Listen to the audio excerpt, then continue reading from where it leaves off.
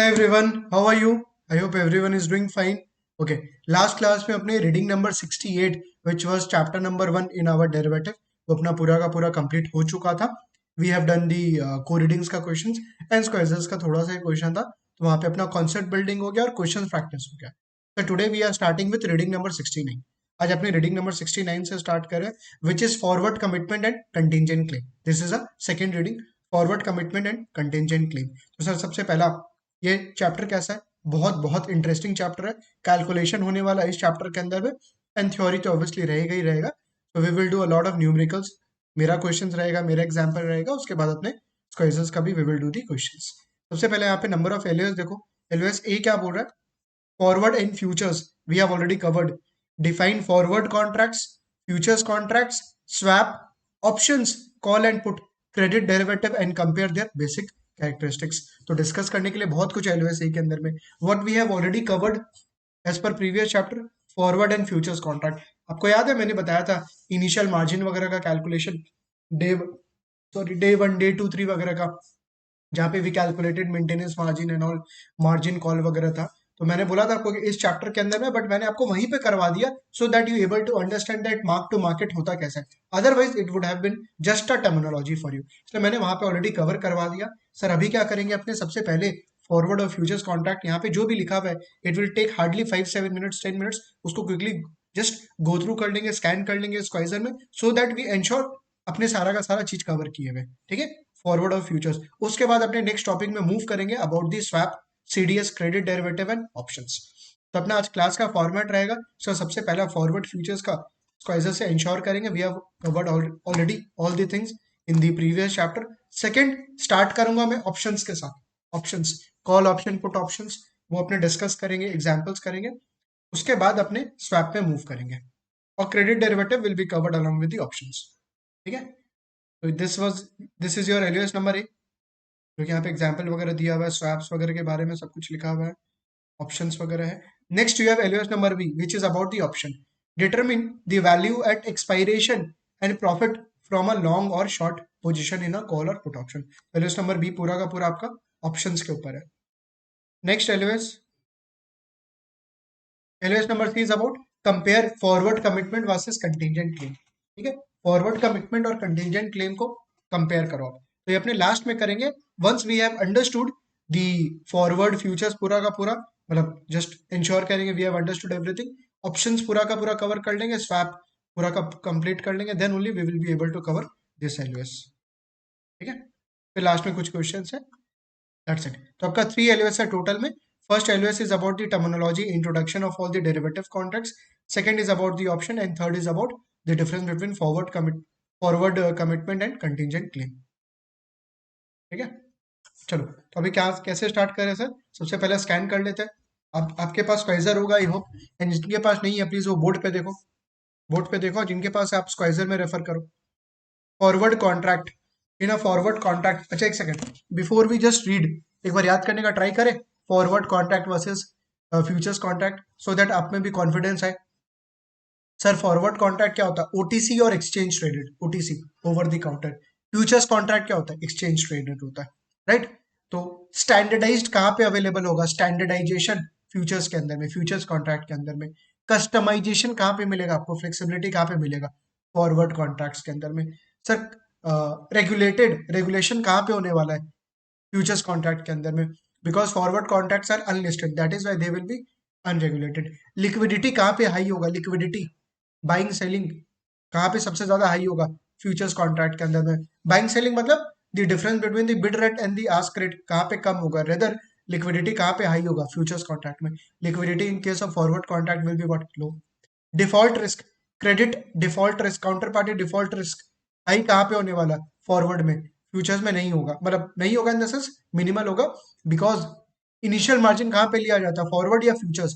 Futures contract के अंदर में इनिशियल मार्जिन कौन लेता है? Clearing house. Whereas forward contract में there is no initial margin. Exception याद है 2007-8 के बाद CCP, central clearing house party, that is a exception. But हाँ, जनरल टर्म्स में सर फॉरवर्ड कॉन्ट्रैक्ट में there is no initial margin.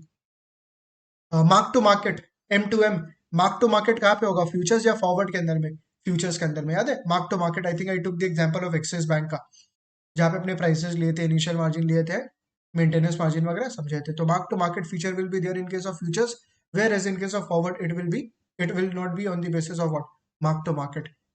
In terms of delivery एक होता है फिजिकल सेटलमेंट, एक होता है कैश सेटलमेंट। फिजिकल सेटलमेंट जहाँ पे आपको जो भी अंडरलाइंग है, जैसे वीट था, जो स्टॉक्स है, वो देना पड़ेगा या रिसीव करना पड़ेगा if you are a buyer or if you are a seller. Where as in case of futures it will be majorly what, cash differences. तो जो भी डिफरेंसेस है उसके अकॉर्डिंग क्या होगा, सेटलमेंट होगा। राइट, तो मोर और लेस अपने ये सब सारा पॉइंट डिस्कस किए थे। ऑब्वियसली अभी यहाँ पे रीड करेंगे, कुछ एक्स्ट्रा पॉइंट मिलेगा तो उसको अपने और वैल्यू ऐड कर लेंगे। फटाफट से देखें। ओके, अच्छा एक चीज और before I move on, because यहाँ पे अपने ऑप्शंस को लेके बात करेंगे ना। In case of forward contract या futures contract, what we want if we are a buyer, अगर अपने फॉरवर्ड कॉन्ट्रैक्ट या फ्यूचर्स कॉन्ट्रैक्ट बाई करते हैं, इसका मतलब आज कुछ बाई या सेल हो रहा है नहीं, we are just entering into a contract. Sir today there is no cash inflow, no cash outflow, except initial margin. Initial margin को अगर साइड कर दे तो सर आज ना ही कोई कैश आ रहा है, ना ही कोई कैश जा रहा है अपने पास से, ठीक है। We are just entering into a contract, the price is decided today, but sir actual में बाइंग सेलिंग कब होने वाला है, मेच्योरिटी पे। क्या चीज का मेच्योरिटी, फॉरवर्ड या फ्यूचर्स कॉन्ट्रैक्ट का।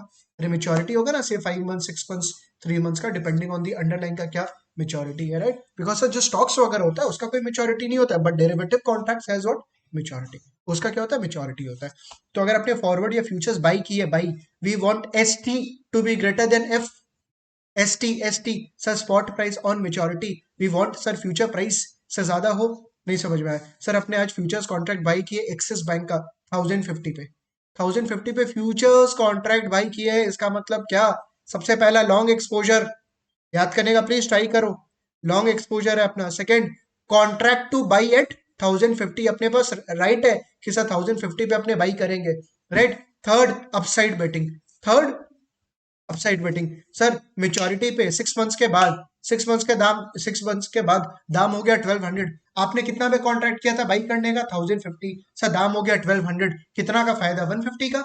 You have a right to buy at what, 1050। तो देखो दो तरीके से सेटलमेंट हो सकता है।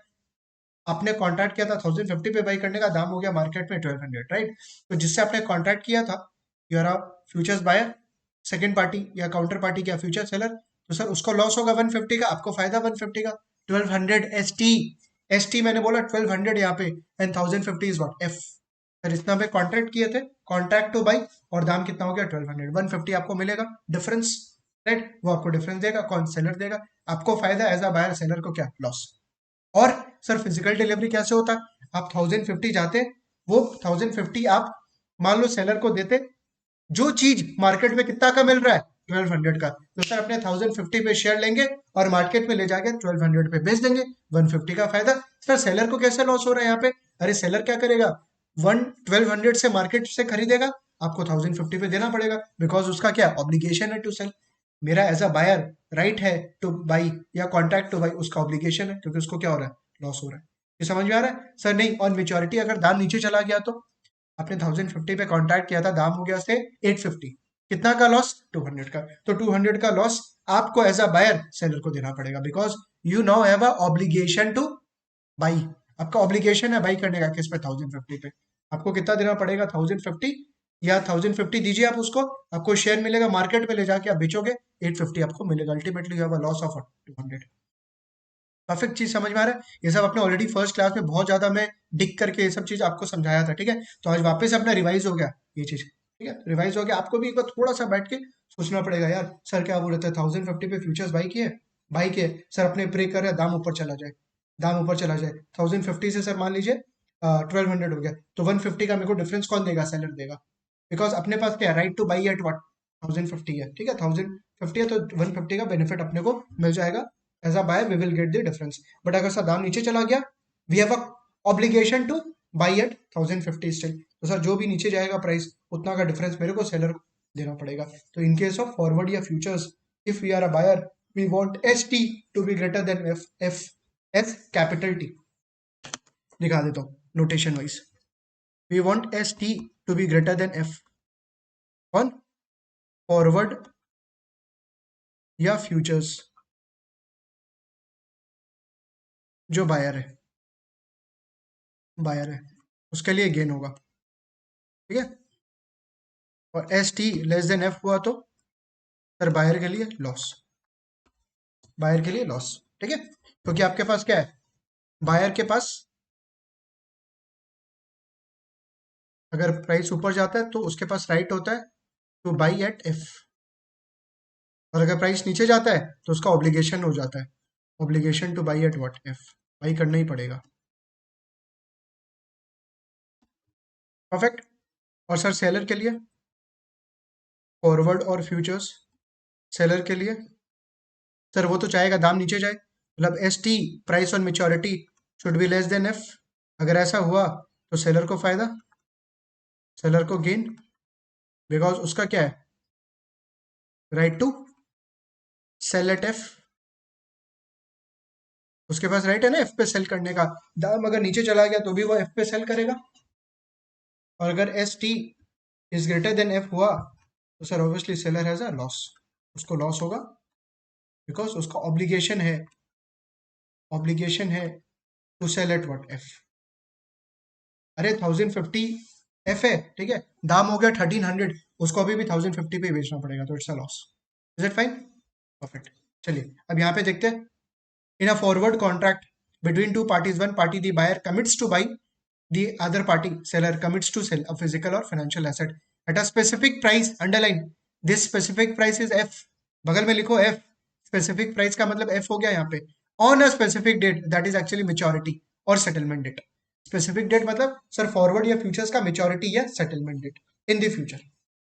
The buyer has a long exposure F plus, बगल में लिखो जो मैं बोल रहा हूँ लिखने के लिए please, F plus, long exposure मतलब तुम एफ प्लस किया है to the underlying asset, underlying asset मेरा वाला एग्जांपल में अंडरलाइंग एसेट क्या था, एक्सिस बैंक, क्योंकि अगर एक्सिस बैंक बढ़ेगा तो सर उसका फ्यूचर्स कॉन्ट्रैक्ट का प्राइस क्या होगा, बढ़ेगा, बिकॉज अपने बात क्या किए थे कि sir derivative is a financial contract which derive it's value from the underlying, तो सर अगर अंडरलाइंग का दाम बढ़ेगा तो सर फ्यूचर्स का भी दाम बढ़ेगा।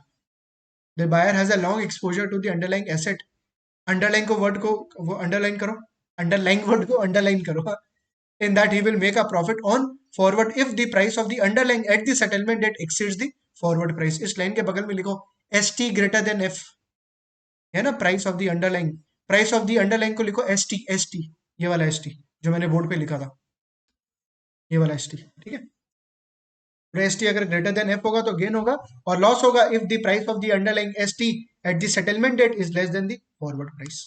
Is it fine? यहाँ पे मैंने ऑलरेडी लिख दिया इस चीज को। The results are opposite for the seller of the forward, बोलो रिजल्ट्स जो सेलर के लिए ऑपोजिट होने वाला है, यहाँ पे we have already covered. Perfect.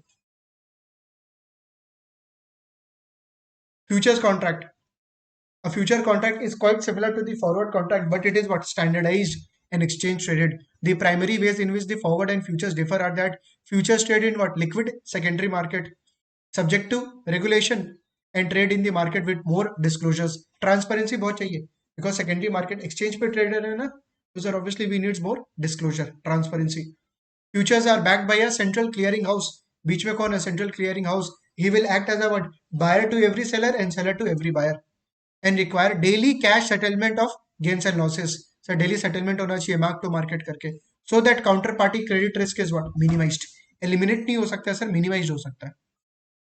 और a futures exchange margin is a cash initial margin or other acceptable collaterals, बोला कि आप जो इनिशियल मार्जिन रखोगे ना, अरे एक्सचेंज से आप फ्यूचर्स कॉन्ट्रैक्ट बाई करोगे या सेल करोगे, you have to put the initial margin, though that initial margin can be in the form of cash or it can be in form of collateral securities. Sir ये नहीं पढ़े थे, देखो collateral securities का मतलब क्या हुआ कि आप मान लो फ्यूचर्स कॉन्ट्रैक्ट बाई कर रहे हो या सेल कर रहे हो, एक्सचेंज को आपको इनिशियल मार्जिन देना होगा, अगर आपके पास कैश नहीं है ना तो एक काम करिए आप सिक्योरिटीज दे दीजिए, सिक्योरिटीज। सर कौन सा securities, you can give treasury securities, मान लो आपके पास ट्रेजरी बॉन्ड्स है, ट्रेजरी बॉन्ड्स है, तो treasury bonds there is no virtually there is no risk, कोई रिस्क तो है नहीं, मतलब गवर्नमेंट मान लो डिफॉल्ट नहीं करेगा, ठीक है, तो वो आप दे दो किसको, एक्सचेंज को, that will be put as a collateral, वो भी एज अ कोलैटरल रख सकता है, क्या तो आपके पास पैसा है तो पैसा दो, नहीं है तो सिक्योरिटी दे दो, ठीक है।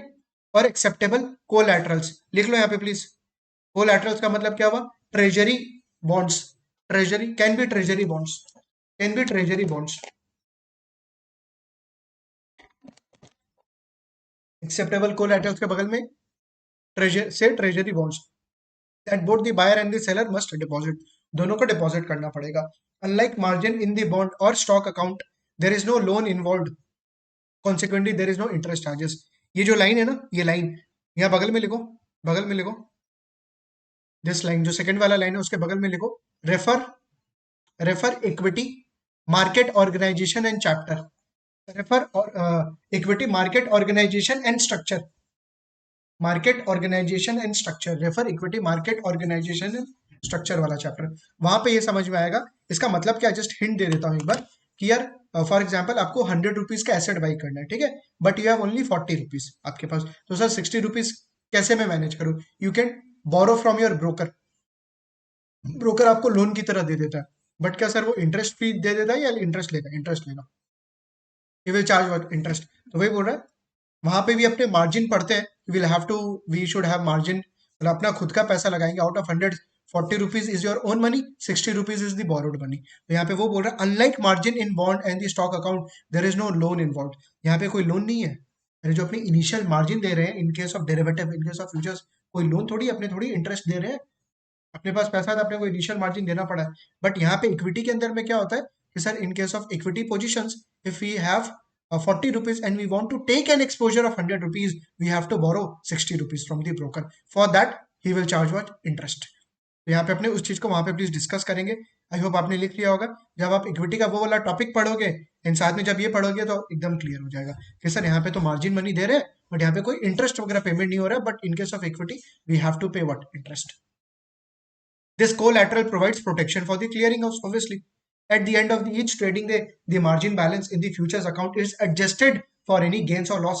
याद है some एक्सिस बैंक वाला डे 1 डे 2 मार्जिन मनी, जो आपका मार्जिन बैलेंस था वो डिपॉजिट हो, वो जो डिपॉजिट था वो गेन और लॉस से एडजस्ट हो रहा था, वही चीज लिखा। Based on the new settlement price, a process called the mark to market, mark to market करके सर क्या हो रहा था, एडजस्ट हो रहा था। The settlement price is calculated as the average of price over a period at the end of the trading session। Underline करो इस लाइन को, पूरा जो सेटलमेंट प्राइस होगा ना सर, जैसे फॉर एग्जांपल कल का दाम था 1050, आज दाम हो गया 1100, कितना का फायदा, 50 का फायदा, ठीक है। ये जो 1100 है, this is the settlement price for today.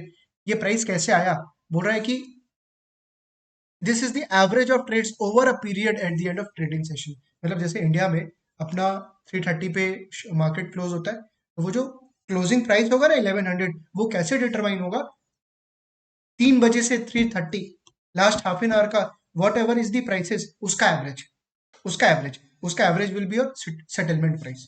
तो सेटलमेंट प्राइस का मतलब लास्ट डे प्राइस वाज 150, आज दाम हो गया 1100, क्लोजिंग प्राइस, क्लोजिंग प्राइस, हाँ ये क्लोजिंग प्राइस या सेटलमेंट प्राइस आया कहाँ से sir, last half an hour का average, last half an hour का average, because in last half an hour price increase भी हुआ होगा, डिक्रीज भी हुआ होगा, तो ऑन एन एवरेज कितना, ऑन एन एवरेज कितना, ठीक है।